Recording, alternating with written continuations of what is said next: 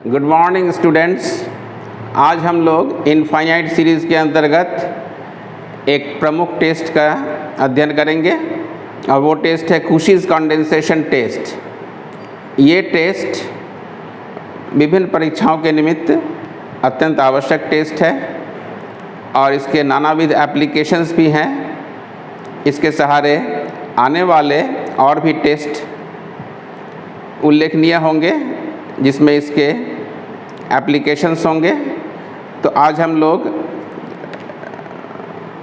बहुविध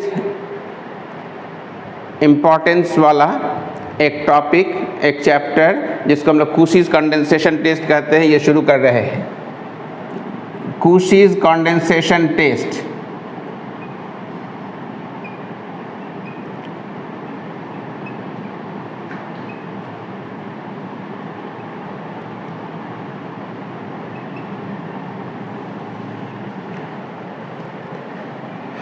टेस्ट का स्टेटमेंट कुछ ऐसा है, हम लोग पहले इसको जान लें।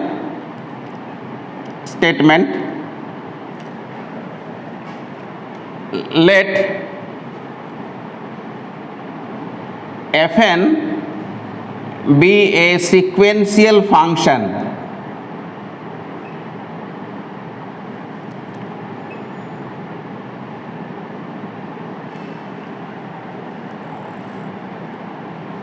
such that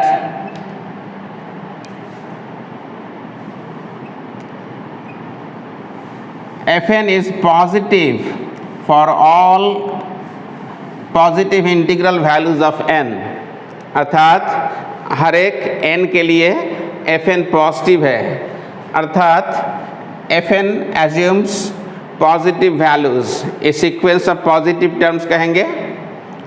और साथ साथ and continuously decreases as n increases,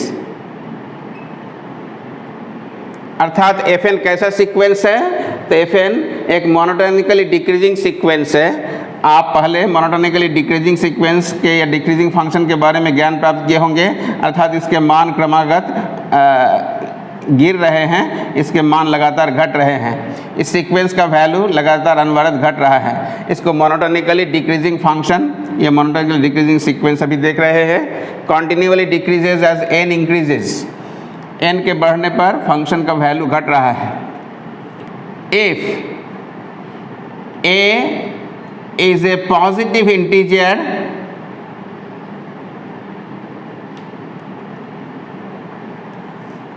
greater than unity, greater than 1, then the two series summation Fn and summation a to the power n f a to the power n converge or diverge together, converge or diverge together।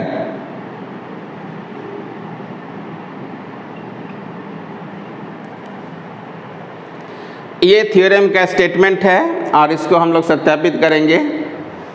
ये theorem का application जैसा बताया नानाविध है, और जैसे second order test Raabe's test होता था, तो रेप्स टेस्ट अगर फेल हो जाता है तो फिर थर्ड ऑर्डर टेस्ट हम लोग जारी करते हैं। वो De Morgan and Burton test के नाम से है या फिर हायर लॉगरिदमिक टेस्ट है। तो रेप्स टेस्ट और डी मॉर्गन और बर्टन टेस्ट तक पहुंचने के लिए बीच में ये सेतु अर्थात ब्रिज का काम करता है, कुशीज़ कंडेंसेशन टेस्ट। तो ये बड़ा प्रमुख टेस्ट है और ख़ासकर ऐसे इनफाइनाइट सीरीज़ का टेस्ट जिसमें लॉगरिदमिक फंक्शन ज़्यादा इन्वॉल्व हो या विविध प्रकार के लॉगरिदमिक फंक्शन को से जुड़े हुए सवालों को ये बड़ी आसानी से एक निष्कर्ष तक पहुंचाता है, इसका समाधान देता है। तो आज हम लोग ऐसे कुशीज़ कंडेंसेशन टेस्ट के प्रूफ के बारे में चर्चा करेंगे। तो हम लोग थियोरम का प्रूफ कर लें, इस स्टेटमेंट के, इस टेस्ट का प्रूफ करें। Proof of this Cauchy's condensation test. Proof कुछ ऐसा होगा, लिखा जाए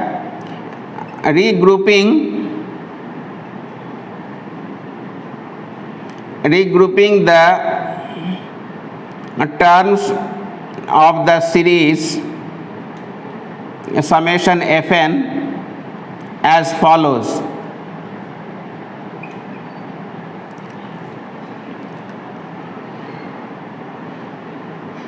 f1 plus f2 plus f3 plus a कोई पॉजिटिव इंटीजर है, तो सपोज fa तक हम लोग इसके मान को यहाँ से यहाँ तक फर्स्ट रो में इतने एलिमेंट्स को लिखते हैं, सेकेंड रो में fa प्लस 1 से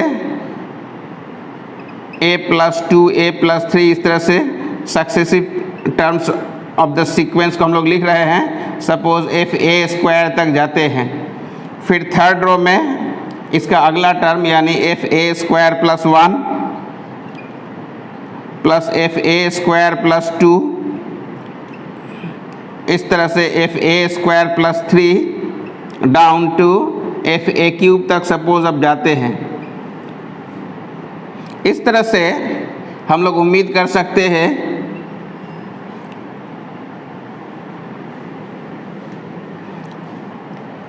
एक जनरल रो के बारे में जिसके टर्म्स होंगे fa to the power k plus 1 plus fa to the power k plus 2 up to कहाँ तक, सपोज इस तरह से fa to the power k plus 1। ये k प्लस 1th ब्लॉक कहलाएगा या k प्लस 1th रो कहलाएगा।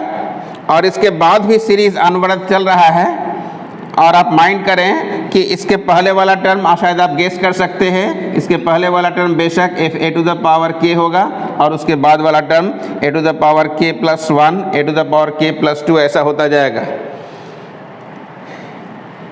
ये फर्स्ट सीरीज a से एंड हो रहा था, दूसरा रो a स्क्वायर से, तीसरा रो a क्यूब से, kth रो k से और k plus 1th row a to the power k plus 1 से एंड हो रहा है। तो स्टूडेंट्स क्या ये यहीं तक जारी रहेगा? बिल्कुल नहीं, इसके बाद ही इनफाइनाइट सीरीज़ है, टर्म्स लगातार चलते रहेंगे, ये एंडलेस सीरीज़ है। इसके बाद ये सीरीज़ लगातार कंटिन्यूअल रूप से चलता रहेगा, लेकिन हम लोग इसके कुछ घटकों को लेकर ही काम करेंगे अनंत श्रेणी में। तो हम लोग सपोज ये k प्लस 1th जो जनरल टर्म है इसको लेकर हम लोग आगे बढ़ते हैं। तो हम लोग इस ब्लॉक के बारे में ज़्यादा चिंतित होंगे, इस ब्लॉक से हम लोग ज़्यादा काम करेंगे। It is the k plus 1th row of the series. इसको अगर हम लोग इस तरह से घेर लें, this is nothing but it is the k plus 1th row.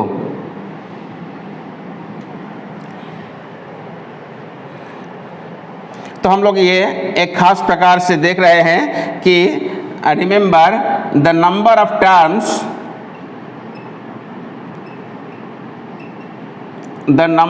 Terms in the first row is a and the number of terms in the second row is how much? It is a square minus a। ये a square तक गया था और ये a तक गया था, तो सेकेंड रो में a square minus a terms हैं। Similarly the number of terms in the third row कितना हो जाएगा आप गेस करके बता सकते हैं, is a cube minus a square. इस तरह से हम लोग k प्लस 1th रो के बारे में देखेंगे, उसमें कितने एलिमेंट्स हैं। The number of elements in the k plus 1th row, k plus 1th row कितना हो जाएगा, इज इसमें a to the power k plus 1 से एंड हो रहा है और उसका पूर्व का जो रो था वो a to the power k से एंड हो रहा था, तो इसमें फ्रेश नंबर ऑफ या total number of elements a to the power k plus 1 minus a to the power k, इसको में अगर a to the power k common निकाल लें, इट गेट्स a माइनस 1, अर्थात इस रो में नंबर ऑफ एंट्रीज या नंबर ऑफ टर्म्स हैं a to the power k times a minus 1। अब हम लोग इसको आगे, इसके आगे देखेंगे। तो अभी तक हम लोगों ने k प्लस 1th रो में इसके जनरल रो में कितने टर्म्स हैं ये पता चल गया। इससे हमारा किसी पार्टिकुलर रो के बारे में भी जानकारी प्राप्त हो जाएगी। फॉर एग्जांपल थर्ड रो में कितने एलिमेंट हैं, तो थर्ड रो के लिए हमारे पास k बराबर अगर 2 पुट करते हैं तो k बराबर 2 पुट करने से थर्ड रो में कितने एलिमेंट है ये पता चल जाएगा।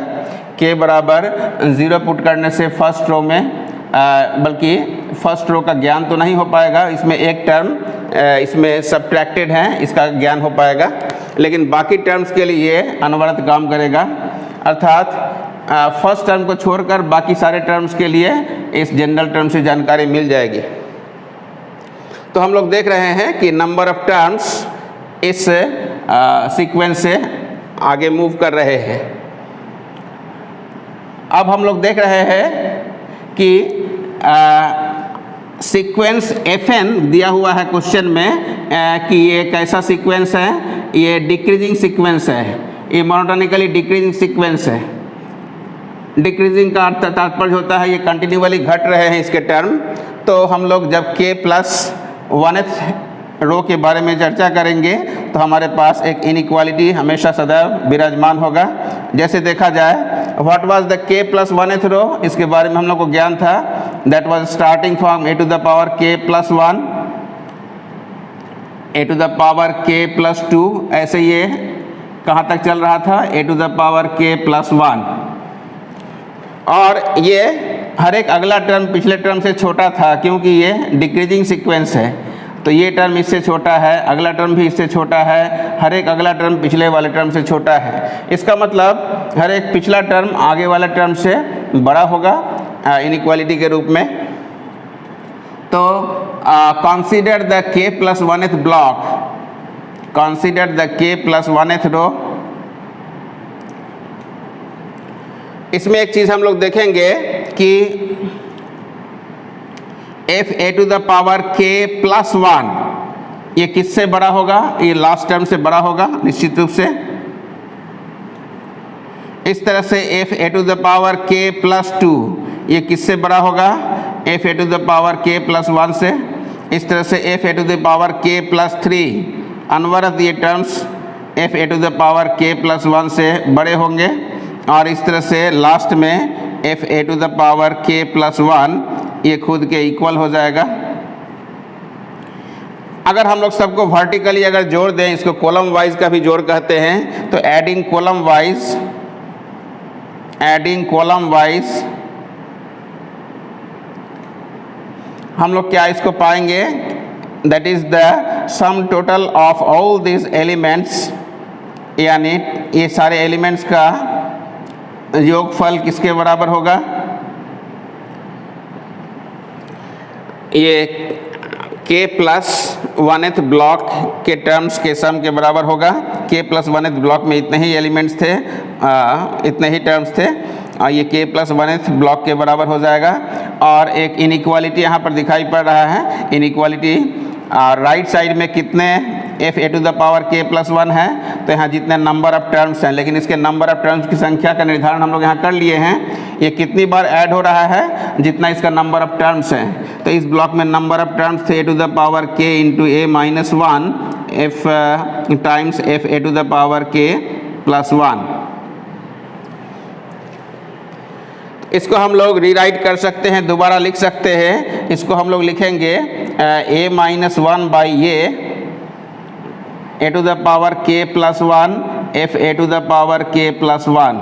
इन दोनों टर्म को एक जैसा मैच करने के लिए ऐसा हम लोग बना दिया। इसमें और कुछ नहीं किया, a से मल्टीप्लाई a से डिवाइड किया।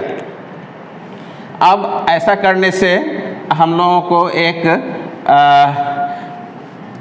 व्यवस्था बनेगी। इस व्यवस्था के तहत हमारे पास एक इनइक्वालिटी है और हम लोग इधर वाले और इधर वाले साइड में कंपेयर करना चाहेंगे, तो इसको हम लोग दोबारा लिख लें, that is f a to the power k plus 1 plus f a to the power k plus 2 plus f a to the power k plus 3 plus f a to the power k plus 1 is greater than a minus 1 over a to the power k plus 1 f a to the power k plus 1। अब इसमें हम लोग put k is equal to 0 1 2 3 4 etcetera successively इसको हम लोग put करते जाएंगे, successively बारी बारी से पुट करते जाएंगे एंड एडिंग सब्सिक्वेंटली जितने टर्म्स आएंगे सबको अगर हम लोग सब्सिक्वेंटली ऐड करते जाएं, एडिंग वी गेट। अब हम लोग इसको कुछ रफ वर्क के माध्यम से समझने का प्रयास करेंगे कि इसके सारे टर्म्स किस प्रकार से आएंगे। For example k is equal to अगर 0 पुट करते हैं तो स्टूडेंट्स क्या आएगा, a to the power 0 that is 1, 1 plus 1 is 2। अगर k इज इक्वल टू 0 अपने पूरे में डाल दिया तो क्या हो जाएगा, f2 plus f3 plus f4 up to कहाँ तक हो जाएगा, a to the power 0 plus 1 that is fa। ये k इज इक्वल टू 0 डालने पर इतने सारे टर्म्स यहाँ से यहाँ तक आ जाएंगे। फिर k बराबर अगर 1 डालेंगे तो क्या हो जाएगा, fa plus 1 fa plus 2 up to कहाँ तक आ जाएगा, fa स्क्वायर तक।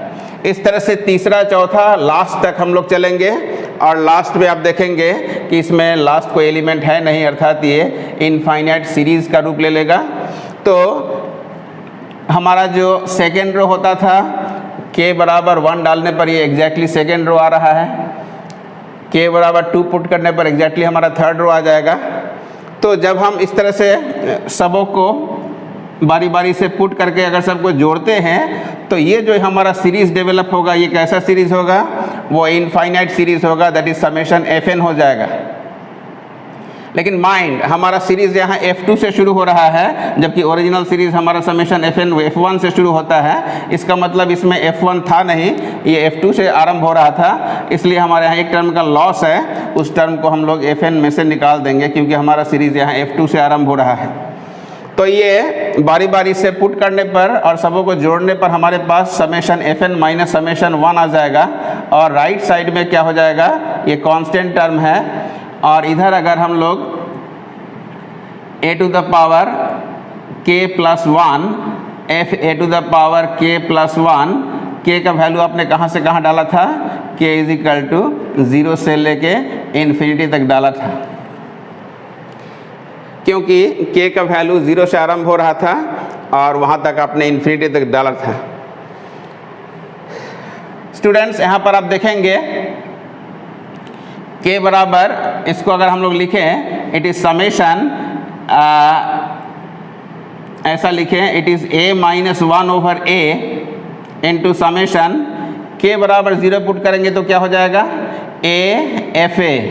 तो इसको हम लोग 2 पुट करेंगे तो 1 पुट करेंगे तो a स्क्वायर fa स्क्वायर आएगा। क्या इसको हम लोग summation a to the power n f a to the power n भी लिख सकते हैं, k बराबर 0 से लेके इन्फिनिटी तक। तो k बराबर सॉरी यहाँ पर आप n बराबर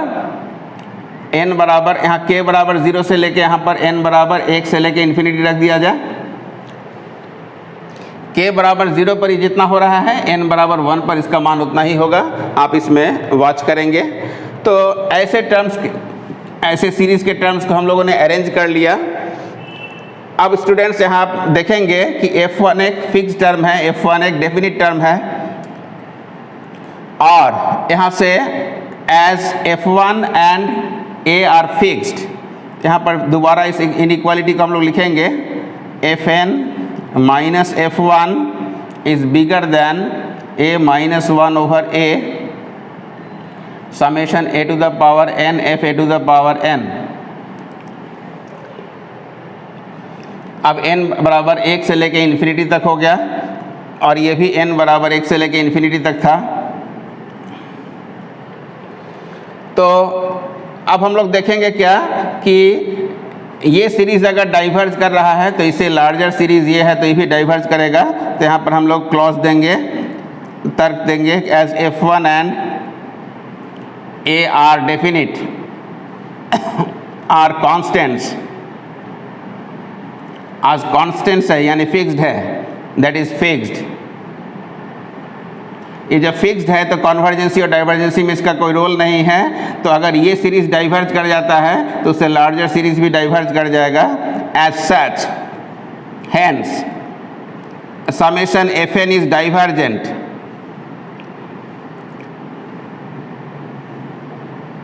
if summation a to the power n f a to the power n is divergent।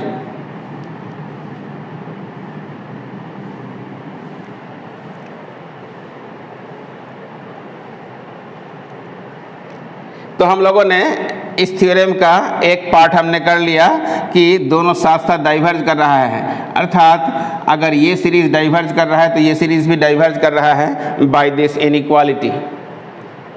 ठीक इसी प्रकार से इसके दूसरे भाग को भी हम लोग आसानी से साबित कर सकते हैं। सेकेंड पार्ट उसी इनइक्वालिटी से हम लोग दोबारा आगे बढ़ेंगे। अगेन कन्वर्जेंसी के लिए हम लोग फाइट करेंगे। F a to the power k plus 1 ये छोटा हो जाएगा उसके पिछले वाले टर्म से। F a to the power k plus 2 ये भी छोटा हो जाएगा f a to the power k से। इस तरह से f a to the power k plus 1, f a to the power k plus 1 f a to the power k से छोटा हो जाएगा क्योंकि ये डिक्रीजिंग सीक्वेंस है। अगर उसी तरह से इसको ऐड करते हैं तो के प्लस 1th ब्लॉक आ जाएगा। Adding column wise f a to the power k plus 1 plus f a to the power k plus 2 up to कहाँ तक जाएगा ये f a to the power k plus 1। ये लेस देन कितना हो जाएगा, ये कितनी बार जुट रहा है जितना उसमें नंबर ऑफ टर्म्स है उस ब्लॉक में, लेकिन उस ब्लॉक में नंबर ऑफ टर्म्स थे जैसा आपको बताया था ए टू द पावर के इंटू ए माइनस 1 टर्म्स थे जो हम लोग पिछले संदर्भ में हम लोगों ने निकाला था। इसमें number of terms in the block हम लोगों ने लिखा था और इतना times f a to the power k हो जाएगा। उसी तरह से k के भांति भांति के मानों को हम लोग लिखेंगे और सब्सिक्वेंटली इसको जोड़ लेंगे जैसा पिछली बार हम लोगों ने किया था। तो यहाँ पर हम लोग लिखे putting k is equal to 0 1 2 3 4 endlessly it goes ad infinitum. तो ये अनंत तक चलता रहेगा, लेकिन k बराबर 0 पुट करने पर ये सीरीज कहाँ से कहाँ तक रन करेगा ये हम लोगों ने देखा था पिछली बार। तो इसको हम लोग दोबारा भी लिख सकते हैं पुटिंग k बराबर 0। तो ये 0 पुट करने पर क्या हो जाएगा F2 plus F3 plus F2 कहाँ तक जाएगा FA इज लेस देन कितना हो जाएगा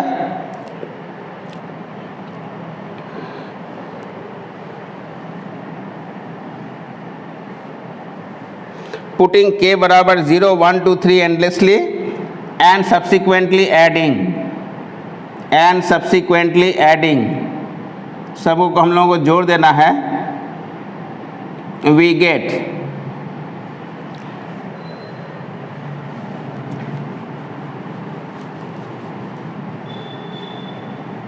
हम लोग पिछली बार की तरह इसको जोड़ लेंगे। यहाँ से ये समेशन Fn माइनस F1 हो जाएगा जैसा पूर्व में हम लोगों ने किया था। इस सीरीज को हमने k बराबर 0 से डाला था F1। यहाँ पर लेसर है a माइनस 1 और ये हो जाएगा a टू द पावर अगर इसको जोड़ेंगे तो क्या हो जाएगा, is less than a minus 1 times a to the power k f a to the power k, और k का वैल्यू यहाँ 0 से पुट कर रहे थे, लेकिन हमको अगर k को अगर हम लोगों को समेशन यहाँ पर लिख दिया जाए, k बराबर था 0 से इन्फिनिटी, तो यहाँ पर हम लोग थोड़ा सा चौकन्ना रहेंगे। क्या हो जाएगा, समेशन fn, और n बराबर 1 से लेके इन्फिनिटी था। इसमें पेयरिटी या सामंजस्य बनाने के लिए यहाँ k के लिमिट को हम लोग एडजस्ट कर देंगे। a माइनस 1 और ये समेशन n बराबर 1 से लेके इन्फिनिटी रख दिया जाए, that is an f an। चूँकि हम लोग को इस सीरीज से, स्टैंडर्ड सीरीज से कंपेयर करना है, तो इसमें k बराबर 0 वाला टर्म एक और लिखना पड़ेगा, लेकिन k बराबर 0 के लिए इसका वैल्यू कितना हो जाएगा, a to the power 0 a to the power 0 f a to the power 0, that is 1 f a to the power 0 इज 1 और f a to the power 0 इज 1, तो a to the power 0 1 f a to the power 0 1, तो यहाँ f1 बचा। तो यहाँ से हम लोग देख रहे हैं कि दोनों को आप कंपेयर कर सकते हैं। Summation fn minus f1 is less than a minus 1 summation an f an। अब दोनों का लिमिट सेम हो गया, it also runs from 1 to infinity, it also runs from 1 to infinity, और इसको अगर खोलते हैं it becomes a f1 minus f1, ये तो कैंसिल आउट हो जाएंगे। तो हमारे पास जो सीरीज़ का निर्माण होगा, तो यहाँ से हम लोग लिख रहे हैं कि summation fn is less than a f1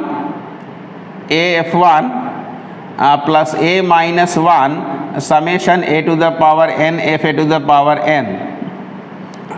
ठीक उसी तर्क के आधार पर कि a n f1 और कांस्टेंट टर्म्स, इसलिए ये कोई बाधक नहीं हो सकता है कन्वर्जेंसी या डाइवर्जेंसी में। लेकिन इस बात को दोबारा जिक्र करेंगे, since a and f1 are definite terms, definite का मतलब आर फिक्स्ड, ये फिक्स्ड है, hence they do not disturb the convergency process, ये कन्वर्जेंसी में कहीं बाधक नहीं हो सकता है। As a and f1 are fixed, hence summation fn is at once convergent.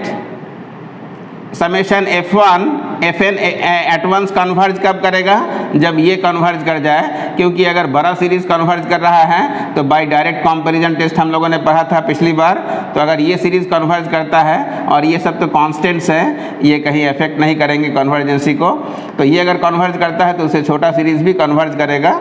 Eight once convergent if summation a to the power n f a to the power n is convergent। तो हम लोगों ने देखा result के रूप में conclusion, थोड़ी देर पहले देखा था कि अगर ये सीरीज डाइवर्ज करता है तो ये भी डाइवर्ज कर जाएगा, और ये सीरीज अगर कन्वर्ज करता है, यहाँ पर देख रहे हैं, तो ये भी कन्वर्ज कर जाएगा। तो हम लोग कंक्लूजन निकाल सकते हैं, कंक्लूजन निकाल सकते हैं कि summation fn and summation a to the power n f a to the power n converge or diverge together, converge or diverge together, diverge together। इसका मतलब इसके कन्वर्जेंस के लिए या इसके डाइवर्जेंस के लिए एक है, इसके लिए ऑक्सिलरी सीरीज हो गया एक प्रकार का। इस ऑक्सिलरी सीरीज के लिए हम लोग निर्माण करके दोनों को साथ साथ कन्वर्ज या दोनों का साथ साथ डाइवर्जेंस देख रहे हैं। स्टूडेंट्स, जब प्रैक्टिकल ये हम लोग सवाल को सॉल्व करेंगे तो a is a positive integer है ग्रेटर देन 1, तो स्वाभाविक रूप से ऐसी ज़रूरतें भी महसूस होंगी कि कभी a का वैल्यू हम लोग पर्टिकुलरली a बराबर 2 रख के भी चेक कर सकते हैं, ज़रूरत पड़ी तो a बराबर 3 भी रख सकते हैं। एज पर सिचुएशन कभी हम लोग a के मान को पर्टिकुलर केस लेके भी प्रूव कर सकते हैं। कुशिस कंडेंसेशन टेस्ट का जैसा हम लोगों ने जिक्र किया कि एक सेतु के रूप में है आगे के टेस्ट के लिए, तो इसके एक इलस्ट्रेशन हम लोग अभी कर लेंगे एक मानक सवाल के रूप में, जिसके आधार पर फर्दर टेस्ट की चर्चा होगी। For example de Morgan and Burton test और हायर लॉगरिदमिक टेस्ट। तो यहाँ हम लोग एक इलस्ट्रेशन देंगे इस थ्योरम का समझने के लिए, जो इस थ्योरम के लिए भी उपयोगी होगा और आने वाले टेस्ट के लिए भी अत्यंत उपयोगी होगा। ऐसा इलस्ट्रेशन हम लोग देंगे। तो ये तो थ्योरम का संपादन हो गया, हेंस द थ्योरम या hence the test, hence the Cauchy's condensation test. अब इसके हम लोग इलस्ट्रेशन या इसके पार्टिकुलर किसी एग्जाम्पल के बारे में चर्चा करेंगे, इसके एप्लीकेशन के बारे में। Convergence of summation 1/n log n whole to the power p, जहाँ n निश्चित रूप से 1 से इन्फिनिटी है, लेकिन पार्टिकुलर केस में देखेंगे n इजिकल टू अगर 1 आप डालेंगे तो n बराबर log 1 इज 0, ये अनडिफाइंड हो जाता है। तो हम लोग स्वाभाविक रूप से n इजिकल टू 2 से इन्फिनिटी चलेंगे, बिकॉज 1 पर ये अनडिफाइंड हो जाता है। तो ये सीरीज़ 2 से आरंभ होगा और इन्फिनिटी तक चलेगा। इस सीरीज़ के कन्वर्जेंस से हमारा आगे के टेस्ट डिपेंड करेंगे, तो ये महत्वपूर्ण सीरीज़ है, इसका कन्वर्जेंस हम लोग जांच कर लें। और इसका कन्वर्जेंस हम लोग देखेंगे कि निश्चित अक्षरशः कुशिस कंडेंसेशन टेस्ट के आधार पर होगा। तो हियर हमारा जो सीक्वेंशियल फंक्शन है f n, that is n log n whole to the power p है।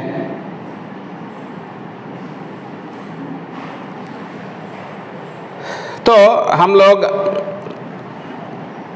f a to the power n Cauchy's condensation test के लिए f a to the power n times a to the power n चाहिए।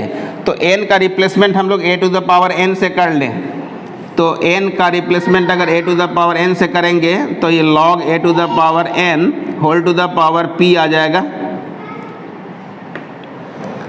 अब इसको हम लोग a to the power n को यथावत रखें और log में ये पावर से मल्टीप्लाई हो जाएगा।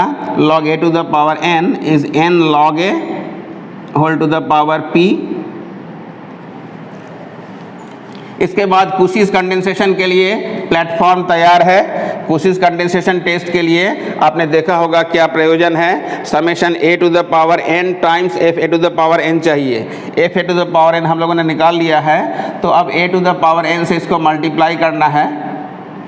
Multiplying by a to the power n आपके पास आ जाएगा, it is a to the power n by a to the power n, और ये पावर को अगर हम लोग निकाल लें या अलग कर लें, it is n to the power p times log a whole to the power p। It goes out, so it is 1 log a whole to the power p into 1 n to the power p। तो इसके convergence के बारे में शायद हम लोग अक्षर से जान रहे हैं।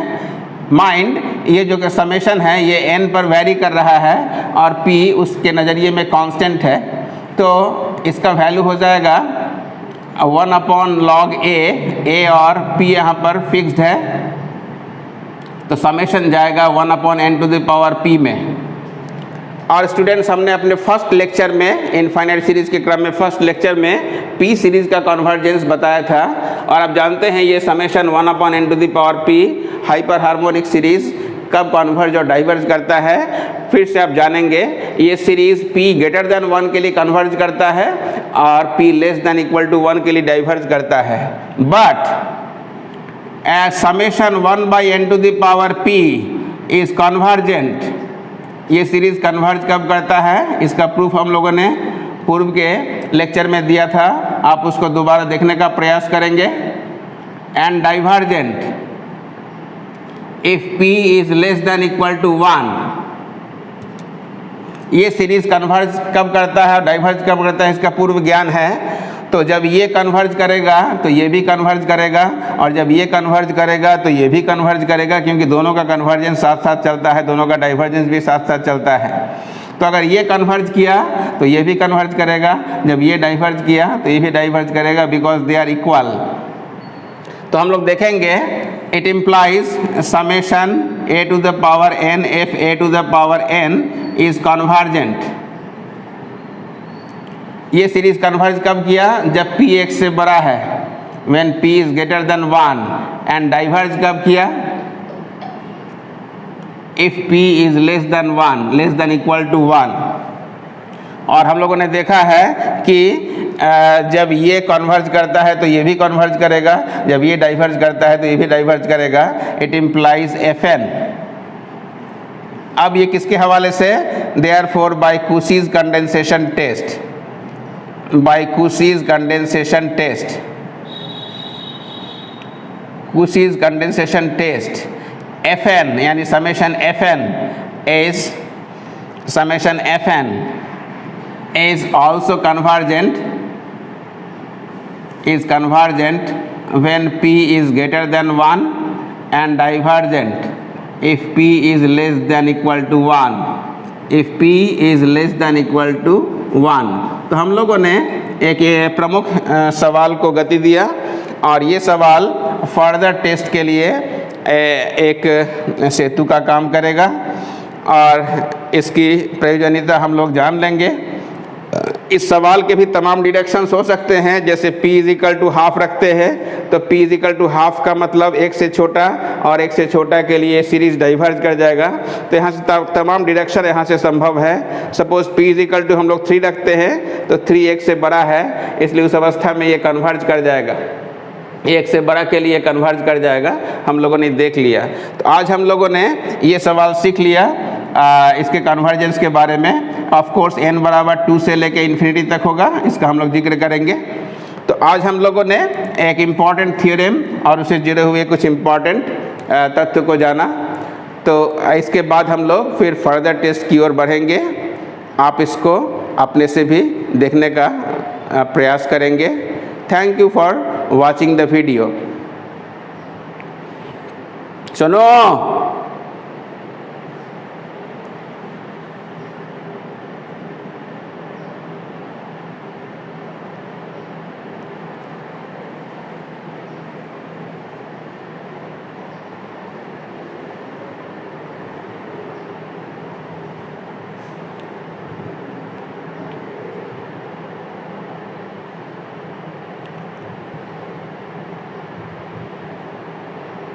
तो बाय कुशीज कंडेंसेशन टेस्ट हम लोगों ने जाना कि समेशन Fn कन्वर्ज करेगा जब p 1 से बड़ा हो, और डाइवर्ज करेगा जब p 1 या 1 से लेस हो।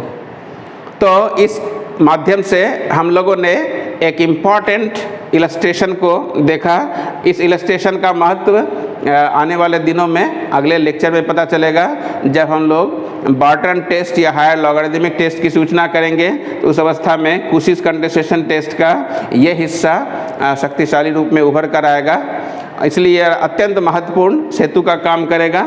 तो आप इस टेस्ट को अपने से लिखने का और समझने का बीड़ा उठाएंगे, और इस पर आधारित हम लोग सवाल भी अगले टेस्ट में और कुछ टेस्ट को लेकर, जिसमें रेप्स टेस्ट है, लॉगरिदमिक टेस्ट है, ये सब को लेकर हम लोग अगले क्लास में वीडियो लेक्चर में आप प्रॉब्लम देखेंगे।